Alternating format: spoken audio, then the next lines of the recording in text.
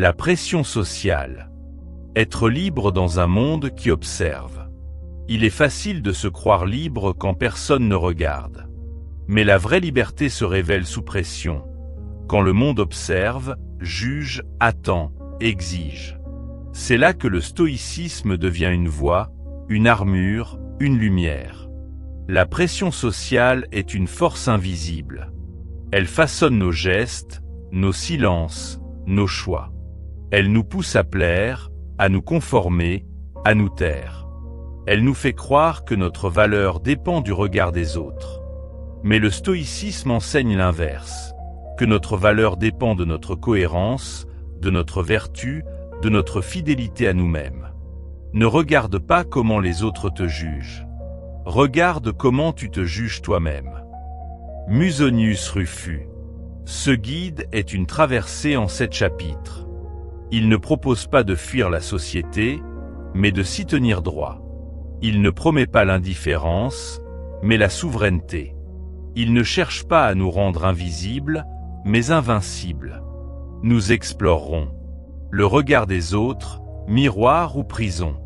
L'opinion publique, tyrannie douce sous boussole. La peur du rejet, illusion ou initiation. L'image de soi, masque ou miroir. L'influence des autres, contagion ou discernement.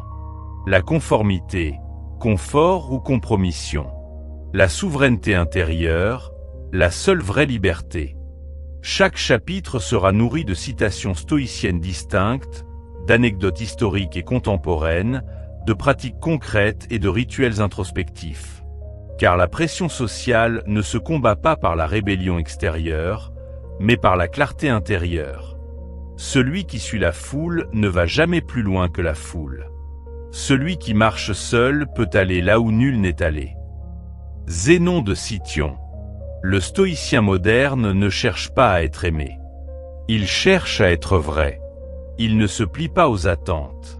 Il se tient à ses principes. Il ne se définit pas par l'image. Il s'ancre dans l'essence. Et dans ce monde qui observe, il devient un repère. Non parce qu'il brille, mais parce qu'il reste fidèle. Chapitre 1. Le regard des autres, miroir ou prison. 1. Le regard social, une force invisible. Le regard des autres est l'un des plus puissants moteurs de nos comportements. Il façonne nos gestes, nos silences, nos choix.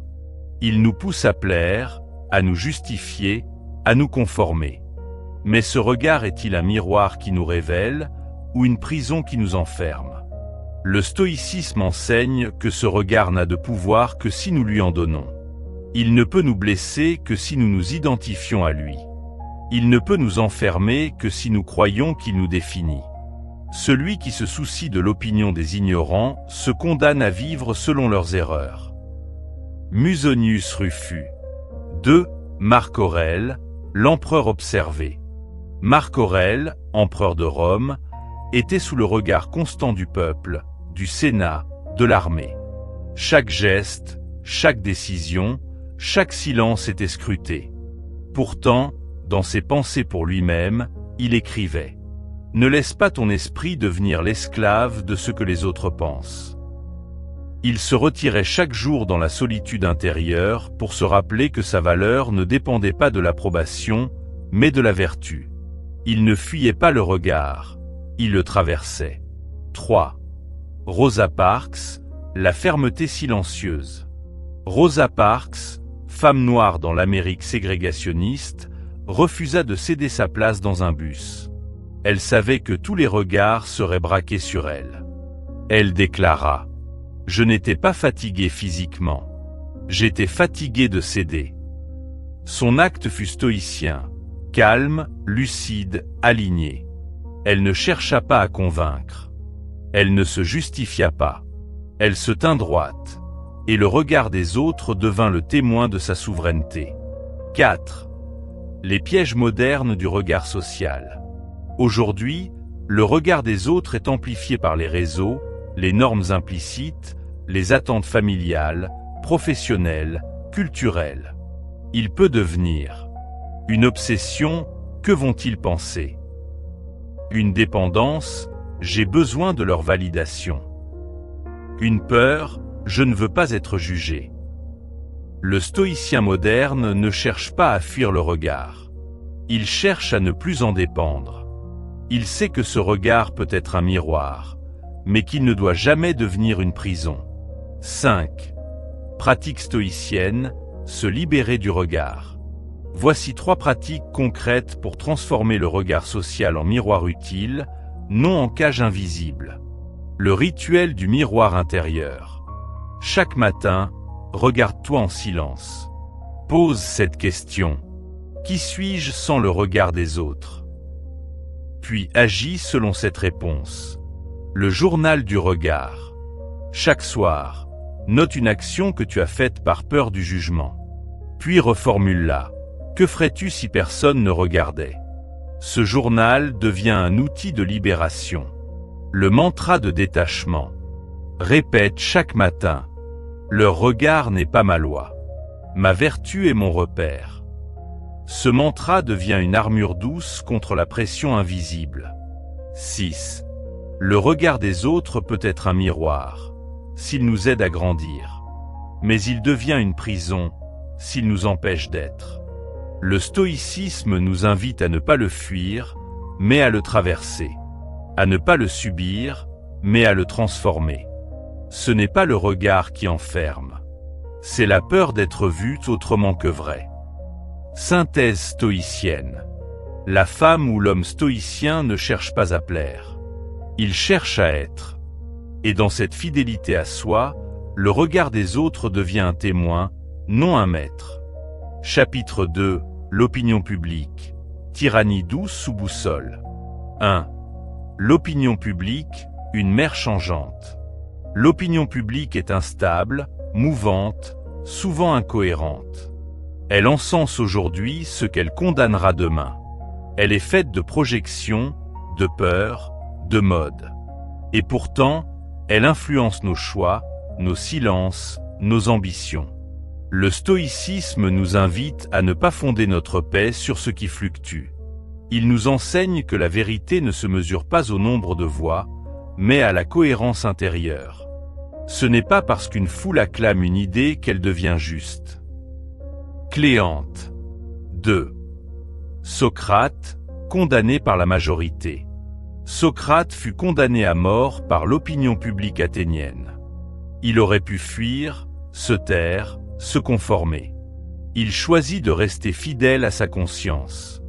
Il déclara : « Je préfère subir l'injustice que la commettre. » Son stoïcisme avant l'heure fut une leçon de souveraineté. Il ne chercha pas à plaire. Il chercha à être juste. Et dans cette fidélité, il devint intemporel. 3. Simone Veil, la loi contre les cris. Simone Veil, ministre française, porta la loi sur l'interruption volontaire de grossesse dans un climat de haine et de hurlements. Elle déclara : « Je ne suis pas là pour plaire, mais pour faire ce qui est juste. » Elle ne suivit pas l'opinion. Elle la précéda.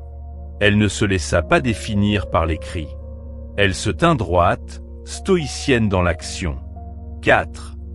Les pièges modernes de l'opinion publique. Aujourd'hui, l'opinion publique est amplifiée par les réseaux, les algorithmes, les sondages. Elle peut devenir une boussole faussée, ce qui est populaire est forcément bon. Une tyrannie douce, je dois penser comme eux pour exister. Une peur invisible, si je dis ce que je pense, je serai exclu. Le stoïcien moderne ne méprise pas l'opinion. Il l'écoute, mais ne s'y soumet pas. Il sait que la foule peut être aveugle et que la conscience doit rester lucide. 5. Pratique stoïcienne, se libérer de l'opinion dominante. Voici 3 pratiques concrètes pour transformer l'opinion publique en repère secondaire, non en maître intérieur. Le rituel du silence social. Consacre une journée sans réseau, sans commentaires, sans validation extérieure. Observe ce qui reste quand le bruit s'éteint. Le journal de la vérité. Chaque soir, écris ce que tu penses vraiment sur un sujet controversé. Sans filtre. sans peur. Ce journal devient ton socle. Le mantra de la cohérence. Répète chaque matin. Je préfère être juste que populaire. Ce mantra devient une boussole intérieure face aux vents extérieurs. 6. L'opinion publique peut être une boussole, si elle est éclairée. Mais elle devient une tyrannie douce, si elle est suivie aveuglément. Le stoïcisme nous invite à écouter sans se soumettre, à observer sans se dissoudre, à penser sans se trahir. La foule ne pense pas. Elle réagit. Le sage observe, puis choisit. Synthèse stoïcienne. La femme ou l'homme stoïcien ne cherche pas à être applaudi. Il cherche à être aligné. Et dans cette fidélité à soi, il devient un repère, non un reflet. Chapitre 3. La peur du rejet, illusion ou initiation. 1. Le rejet, blessure ou révélateur. Être rejeté. Ne pas être choisi. Être mis à l'écart. C'est l'une des peurs les plus profondes de l'être humain. Elle touche l'identité, la valeur, l'appartenance. Mais le stoïcisme enseigne que le rejet n'est pas une condamnation, c'est une initiation. Il ne définit pas qui nous sommes, mais révèle ce que nous croyons être. Celui qui est rejeté par les ignorants est souvent en avance sur eux. Cléante. Le rejet devient une illusion quand il est interprété comme une preuve de notre insuffisance. Il devient une initiation quand il est vécu comme une purification, une clarification, une affirmation. 2. Épictète, rejeté par la société. Épictète fut esclave, rejeté par la société romaine. Il aurait pu se taire, se soumettre, se résigner. Il choisit d'enseigner la liberté intérieure. Il déclara : « Ce n'est pas l'exclusion qui me blesse, mais le désir d'être inclus. » Son rejet devint sa force. Il ne chercha plus à être accepté. Il chercha à être vrai. Et dans cette vérité, il devint maître, non de la société, mais de lui-même. 3. Brené Brown, la vulnérabilité assumée. Brené Brown, chercheuse en psychologie, fut longtemps rejetée pour ses travaux sur la honte et la vulnérabilité. Elle déclara : « Le rejet m'a appris que je ne pouvais pas plaire à tout le monde sans me perdre moi-même. » Elle transforma cette peur en voix. Elle ne chercha plus à être aimée, mais à être entière. Et dans cette intégrité, elle devint une voix puissante. 4. Les pièges modernes de la peur du rejet. Aujourd'hui, la peur du rejet est amplifiée par les réseaux sociaux, likes, followers, validation constante, les normes implicites, code vestimentaire, langage, posture, les injonctions familiales et professionnelles, réussir, plaire, se conformer. Cette peur peut devenir une paralysie, je n'ose pas dire ce que je pense. Une trahison, je me renie pour être accepté. Une dépendance, je vaux ce qu'il m'accorde. Le stoïcien moderne ne cherche pas à éviter le rejet. Il cherche à ne plus en dépendre. Il sait que le rejet est parfois le prix de la vérité. 5. Pratique stoïcienne, transformer le rejet en initiation. Voici 3 pratiques concrètes pour alchimiser la peur du rejet en force intérieure. 1. Le rituel du non choisi. Chaque semaine, choisis de dire non à une attente sociale injuste. Observe ce que cela libère. Ce non devient un acte de souveraineté. 2. Le journal du rejet fertile. Note chaque soir un moment où tu t'es senti rejeté. Puis écris ce que cela t'a révélé de vrai, de fort, de clair. Ce journal devient un miroir de croissance. 3. Le mantra de l'alignement. Répète chaque matin : je ne suis pas ce qu'il refuse. Je suis ce que je choisis. Ce mantra devient une armure douce contre la peur invisible. 6. La peur du rejet est une illusion, quand elle nous fait croire que nous valons moins. Elle devient une initiation, quand elle nous pousse à choisir la vérité plutôt que l'approbation. Le stoïcisme nous invite à ne pas fuir le rejet, mais à le traverser, à ne pas le subir, mais à le transformer. Le rejet est parfois le seul chemin vers l'authenticité. Synthèse stoïcienne. La femme ou l'homme stoïcien ne cherche pas à être choisi. Il choisit. Et dans cette posture, le rejet devient un filtre, non une blessure. Chapitre 4. L'image de soi, masque ou miroir. 1. L'image sociale, construction ou reflet. L'image de soi est souvent façonnée par ce que l'on veut montrer, et non par ce que l'on est. Elle devient un masque, socialement acceptable, esthétiquement calibré, émotionnellement contrôlé. Mais le stoïcisme nous invite à nous demander, cette image est-elle un miroir fidèle ou une prison dorée? Celui qui se regarde à travers les yeux des autres ne se voit jamais vraiment. Zénon de Cityon. Le stoïcien ne rejette pas l'image. Il la traverse. Il cherche à faire coïncider ce qu'il montre avec ce qu'il incarne. Il ne joue pas un rôle, il vit une vérité. 2. Diogène, le dépouillement radical.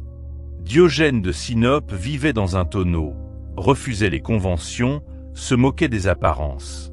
Lorsqu'Alexandre le Grand lui demanda ce qu'il pouvait faire pour lui, il répondit « Ôte-toi de mon soleil ».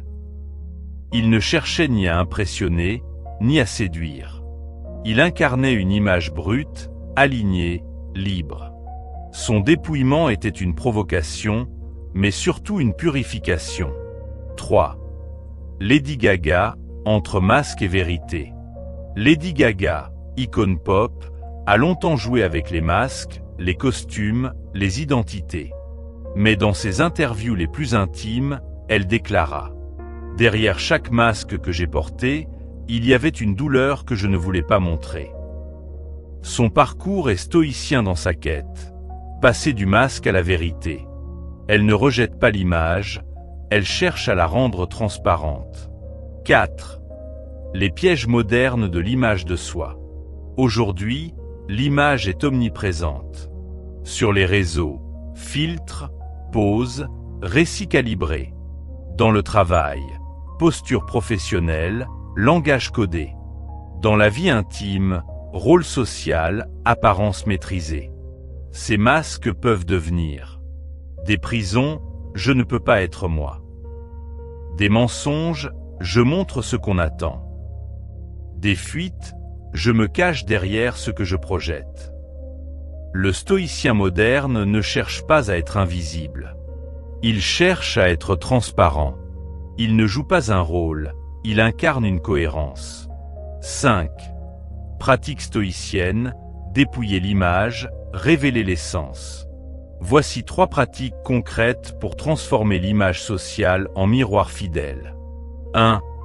Le rituel du dépouillement. Consacre une journée sans artifice, sans maquillage, sans rôle, sans justification. Observe ce qui reste. Ce dépouillement devient un retour à l'essence. 2. Le journal de l'identité nue. Chaque soir, note ce que tu as montré et ce que tu n'as pas osé montrer. Puis écris « Qui suis-je sans ce masque ?» Ce journal devient un miroir intérieur. 3. Le mantra de la transparence. Répète chaque matin « Je ne suis pas mon image. Je suis ma cohérence. » Ce mantra devient une boussole contre la tentation du rôle. 6. L'image de soi peut être un masque, si elle est construite pour plaire. Elle devient un miroir, si elle reflète une vérité. Le stoïcisme nous invite à ne pas fuir l'image, mais à la purifier. À ne pas la rejeter, mais à l'aligner. Ce que tu montres doit être ce que tu es. Sinon, tu es prisonnier de ton propre théâtre. Synthèse stoïcienne.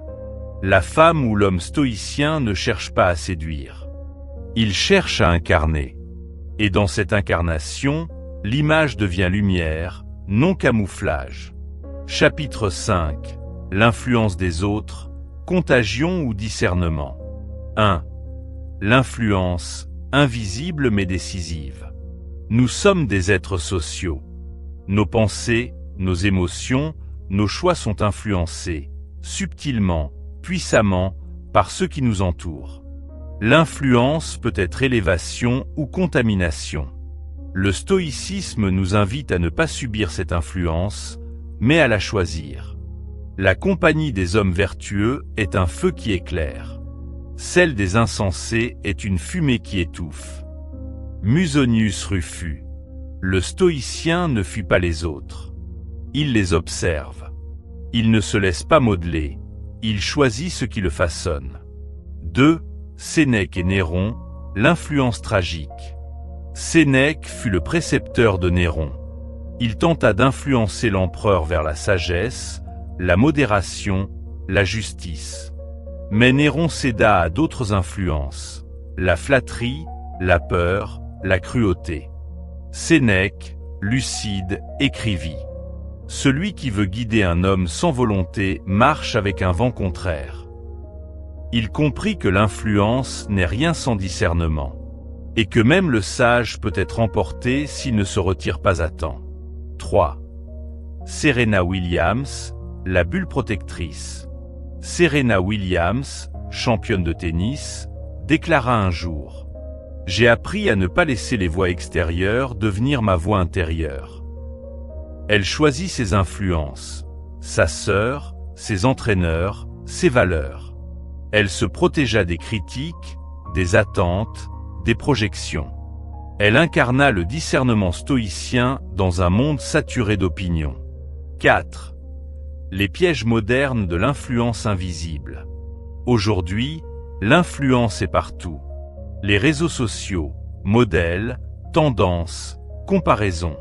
Les cercles sociaux, mimétisme, langage, comportement. Les médias, récits dominants, émotions collectives.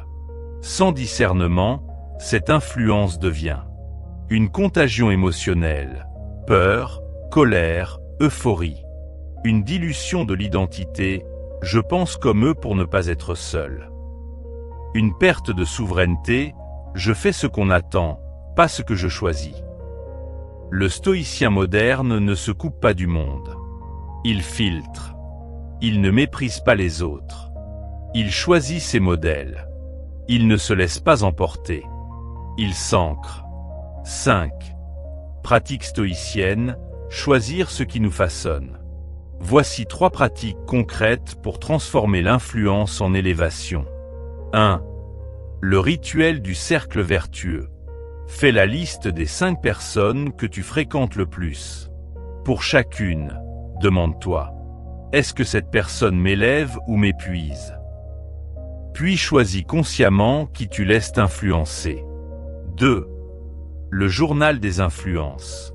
Chaque soir, note une idée, une émotion ou une décision influencée par quelqu'un d'autre. Puis demande-toi : est-ce que cela me ressemble ? Ce journal devient un filtre. 3. Le mantra du discernement. Répète chaque matin : je ne suis pas ce que j'absorbe. Je suis ce que je choisis. Ce mantra devient une frontière intérieure. 6. L'influence des autres peut être contagion, si elle est subie. Elle devient élévation, si elle est choisie. Le stoïcisme nous invite à ne pas nous fondre, mais à nous forger. À ne pas nous diluer, mais à nous définir. Ce que tu laisses entrer en toi devient toi. Choisis avec rigueur ce qui te traverse. Synthèse stoïcienne. La femme ou l'homme stoïcien ne se laisse pas façonner par le bruit. Il écoute, il filtre, il incarne. Et dans ce discernement, il devient libre, même au cœur de la foule. Chapitre 6. La conformité. Confort ou compromission. 1. Se fondre ou se tenir. La conformité est douce. Elle rassure. Elle protège. Elle évite les conflits, les regards, les ruptures. Mais elle a un prix, celui de l'alignement. Le stoïcisme enseigne que la paix intérieure ne peut coexister avec la trahison de soi. Se fondre dans la norme peut sembler confortable, mais c'est souvent une compromission silencieuse. Celui qui suit la foule oublie souvent où il allait. Cléante. Le stoïcien ne cherche pas à choquer. Il cherche à rester droit. Il ne fuit pas la société, il refuse de s'y dissoudre. 2. Antigone, la loi du cœur. Antigone, héroïne tragique de Sophocle, refuse d'obéir à la loi du roi qui interdit d'enterrer son frère. Elle déclare « Je ne suis pas née pour partager la haine, mais l'amour ». Elle incarne la dissidence stoïcienne, calme, lucide, inébranlable. Elle ne cherche pas à provoquer, mais à rester fidèle à une loi plus haute. Sa désobéissance n'est pas rébellion, c'est cohérence. 3. Edward Snowden, le prix de la vérité. Edward Snowden, ancien analyste de la NSA, révéla des pratiques de surveillance massive. Il déclara « Dire la vérité, c'est parfois trahir les attentes, mais c'est rester fidèle à l'essentiel. » Il aurait pu se taire, se conformer, préserver sa carrière. Il choisit la vérité. Il perdit son confort, mais conserva sa cohérence. 4. Les pièges modernes de la conformité. Aujourd'hui, la conformité est omniprésente. Dans les entreprises, culture du silence, peur du désalignement. Dans les cercles sociaux, opinion dominante, langage codé. Dans les familles, loyautés invisibles, rôle figé. Elle peut devenir une anesthésie, je ne pense plus, je répète. Une trahison, je dis oui quand je pense non. Une fatigue, je joue un rôle qui m'épuise. Le stoïcien moderne ne cherche pas à être marginal. Il cherche à être fidèle. Il sait que la conformité sans conscience est une compromission. 5. Pratique stoïcienne, résister sans bruit. Voici 3 pratiques concrètes pour transformer la conformité en choix éclairé. 1. Le rituel de la dissidence douce. Chaque semaine, pose un acte à contre-courant. Exprimer une opinion impopulaire, refuser une norme injuste, affirmer une limite. Observe ce que cela libère. 2. Le journal de la fidélité. Chaque soir, note un moment où tu as choisi la vérité plutôt que le confort. Ce journal devient un sanctuaire de cohérence. 3. Le mantra de la verticalité. Répète chaque matin. Je préfère être droit que conforme. Ce mantra devient une colonne intérieure. 6. La conformité peut être un refuge ou une trahison. Le stoïcisme nous invite à ne pas confondre paix et soumission, à ne pas chercher l'acceptation au prix de l'alignement, à ne pas céder à la norme si elle nous éloigne de la vertu. Ce n'est pas la foule qui fait la vérité, c'est la vérité qui fait la force. Synthèse stoïcienne. La femme ou l'homme stoïcien ne cherche pas à se fondre. Il cherche à se tenir. Et dans cette posture, il devient un repère, même silencieux. Chapitre 7. La souveraineté intérieure, la seule vraie liberté. 1. La liberté qui ne dépend de rien. La souveraineté intérieure est la capacité à rester soi, même quand tout pousse à se trahir. Elle ne dépend ni des circonstances, ni des regards, ni des normes. Elle est une posture, une fidélité, une verticalité. Le stoïcisme enseigne que cette liberté est la seule qui ne peut être retirée. Celui qui est maître de lui-même ne peut être dominé par personne. Hiérocle. Le stoïcien ne cherche pas à échapper au monde. Il cherche à ne pas s'y perdre. Il ne fuit pas la pression sociale. Il s'y tient droit, sans se courber. 2. James Stockdale, libre en captivité. James Stockdale, pilote américain capturé pendant la guerre du Vietnam, appliqua les enseignements d'Épictète pour survivre à la torture et à l'isolement. Il déclara « Il pouvait me briser le corps, mais pas me voler mon esprit ». Sa souveraineté intérieure fut son refuge. Il ne céda ni à la peur, ni à la haine, ni à la soumission. Il resta libre, dans un lieu conçu pour l'enchaîner. 3. Maya Angelou, la voix inviolable. Maya Angelou, poétesse et militante, déclara « Je suis libre car je sais qui je suis, et je ne laisse personne me le dire. » Elle fut confrontée au racisme, à la violence, à l'exclusion. Mais elle ne se définit jamais par ce qu'on lui fit. Elle se définit par ce qu'elle choisit de devenir. Sa souveraineté fut sa lumière. 4. Les pièges modernes de la dépendance intérieure. Aujourd'hui, la souveraineté est menacée par la dépendance émotionnelle, besoin d'être validé, aimé, reconnu. La dépendance sociale, besoin d'appartenir, de se conformer. La dépendance numérique, besoin d'être vu, suivi, applaudi. Ces dépendances peuvent devenir des chaînes invisibles. Je ne suis libre que si je suis accepté. Des trahisons douces. Je me renie pour rester dans le groupe.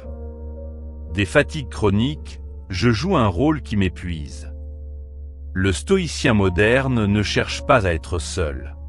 Il cherche à être entier. Il sait que la vraie liberté ne dépend de rien, sauf de sa propre cohérence. 5. Pratique stoïcienne, incarner la souveraineté. Voici 3 pratiques concrètes pour cultiver la souveraineté intérieure. 1. Le rituel du trône invisible. Chaque matin, assieds-toi en silence. Respire. Puis répète. Je suis souverain. Rien ne peut me retirer ce que je choisis d'incarner. Ce rituel devient un ancrage. 2. Le journal de la non-négociation. Chaque soir, note une chose que tu ne négocieras plus. Une valeur, une limite, une vérité. Ce journal devient ton socle. 3. Le mantra de la liberté intérieure. Répète chaque matin. Je suis libre, car je suis fidèle à moi-même. Ce mantra devient une colonne vertébrale. 6. La souveraineté intérieure est la seule vraie liberté, parce qu'elle ne dépend de rien. Le stoïcisme nous invite à ne pas chercher la liberté dans le monde, mais en nous. À ne pas attendre qu'on nous laisse être, mais à choisir de l'être. Celui qui est fidèle à lui-même est libre, même enchaîné. Celui qui se renie est prisonnier, même acclamé. Synthèse stoïcienne. La femme ou l'homme stoïcien ne cherche pas à être libre selon les autres. Il cherche à être libre selon lui-même. Et dans cette fidélité, il devient inaltérable. Conclusion. Rester droit dans un monde qui plie. Il est facile de se courber, de se fondre, de se taire. Il est plus rare et plus noble de rester droit. Le stoïcisme n'est pas une fuite du monde. C'est une manière d'y marcher sans s'y perdre. Dans un monde saturé de regards, d'opinions, de normes, de rôles, de jugements, le stoïcien ne cherche pas à disparaître. Il cherche à apparaître vrai. Il ne cherche pas à être aimé. Il cherche à être aligné. Il ne cherche pas à convaincre. Il cherche à incarner. Celui qui reste fidèle à lui-même est déjà libre, même s'il est seul.